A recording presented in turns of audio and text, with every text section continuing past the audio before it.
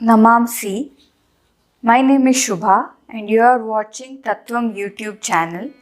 This is the 10th video in the Varnamala series where I teach how to pronounce Samskritam sounds correctly. I also teach how to read and write the Devanagari script, and apart from this I give lot of fascinating information and also in-depth knowledge about the pronunciation of these sounds.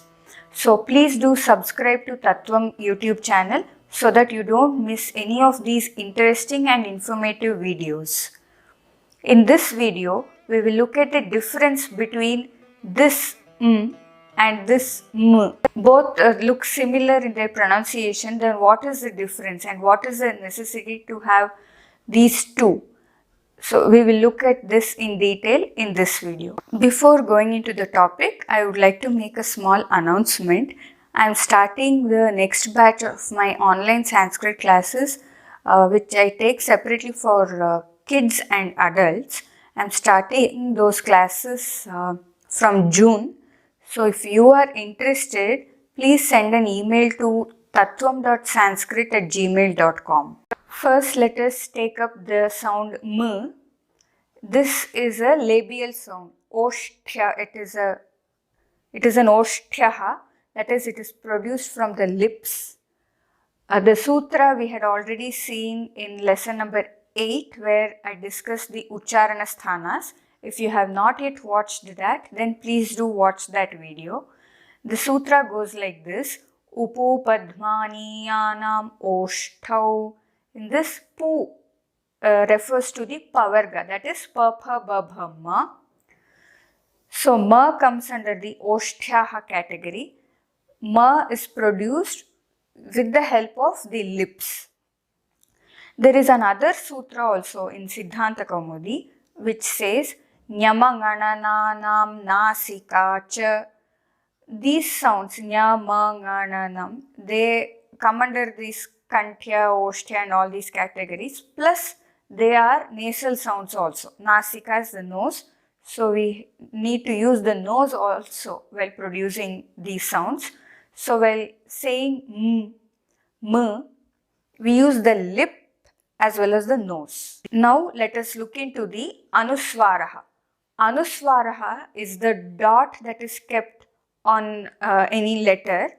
Generally we represent it with but it can be if I put it on im, the dot, if I put the dot on e, it becomes im. If I put the dot on u, it becomes Basically that dot which is kept on the top is the Anuswaraha. The sutra which talks about the ucharana sthana of Anuswaraha is like this: Nasika Anuswarasya. Nose is the only ucharana sthana for an Anuswaraha. For ma, nose as well as the lips are the ucharana sthanas for Makara, but for Anuswara, it's a pure nasal sound. It is produced only in the nose. When I say that sound, you will feel the vibration in the nose. That is the Anuswara sound. It has nothing to do with the lips. It's only Whereas if you take the Makara, ma, m, the lips are involved while producing the sound ma. Another thing to be noted while writing and using the Anuswara and ma, many people have this doubt when to put the Anuswara. Like if I want to write Ramam, should I write it like this with a dot on top, or should I write it like this with a m, Ramam? So the simple rule is, if suppose this word Ramam is followed by a next word which is starting with a vowel, then we should always use the Makara. If this Ramam is followed by a word which is starting with a consonant, then we use the Anuswaraha.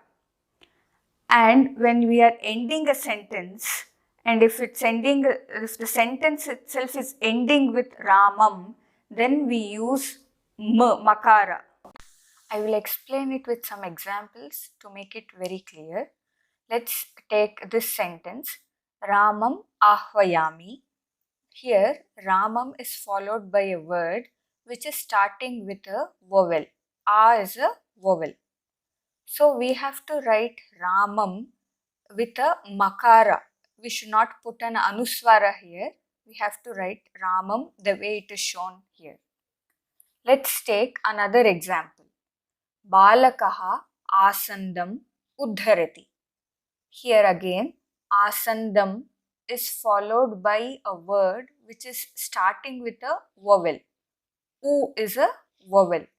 So, we have to write asandam with a makara. Here again, we should not put an anuswara.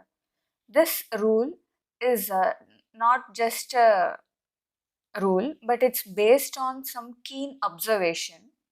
Whenever the sound is followed by a vowel, if you observe carefully, we will have to use our lips.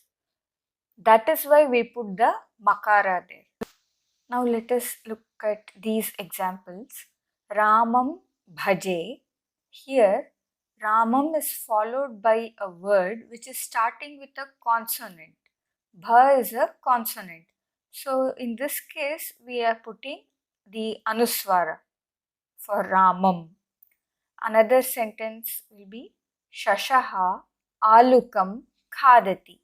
So here alukam is for the is followed by a word which is starting with a consonant, kha being a consonant.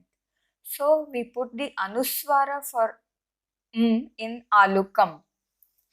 Again here the rule is based on keen observation. If you observe very keenly, when you pronounce after if you pronounce a consonant, then you don't need to use your lips. Ramam bhaje. It goes to pronouncing the next consonant. So you don't need the use of lips. So that is it. That is why it becomes a pure nasal sound. So we put the Anuswara. Now let us look at some sentences ending with sound. Tat sundaram nagaram. Here the sentence itself is ending. There is no other word next to nagaram. So we have to use the makara, m. And another sentence, amraphalam bahu madhuram. Here also the sentence is ending and there is no word next to the m. So we use makara. Because when we are finishing the sentence, when we are finishing the talk with m, we will use the lips. So we are putting the makara there.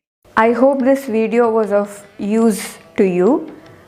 If it was, then please let me know by commenting below and also by liking and sharing and subscribing to Tattvam YouTube channel and click the bell icon so that you get notified when I add new videos. धन्यवादः. अग्रिम video मध्ये पुनर्मिलामि. नमस्ते.